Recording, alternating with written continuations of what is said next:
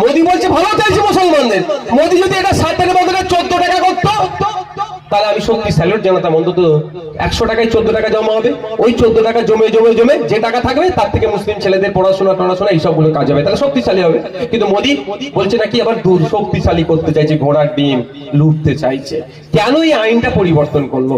আইনটা পরিবর্তন করার কারণ হচ্ছে মোদির বন্ধু, একটু আগে বললাম হিন্দুও নয় মুসলমানও নয়, মোদির বন্ধু হচ্ছে শিল্পপতিরা, তেল আমাতে তেল দিতে জানে যারা। তো ওই মোদির বন্ধুদের নজরে পড়েছে কলকাতার ভালো জায়গাটি, ওই মোদির বন্ধুদের নজর পড়েছে দিল্লি হরিয়ানা থেকে শুরু করে ভারতবর্ষের যে কটা বড় বড় শহর আছে সেই শহরের কবরস্থানগুলো। সারা ভারতবর্ষে যত শহর আছে সব শহরে দেখবেন কবরস্থান আছে। ওই কবরস্থানের সম্পত্তিগুলো বা ওয়াকাফ সম্পত্তিগুলোতে নজর পড়েছে, ওই ওয়াক বাই ইউজার, যে ওইখানে আমি নেবো, ওইখানে আমি আমোদ প্রমোদের জায়গা করবো, স্টার হোটেল করব। এমনি আইনে তো পারবে না ওয়াকাফ সম্পত্তি নিতে, তাহলে আইনটাকে একটু ঘুরিয়ে আনতে হবে।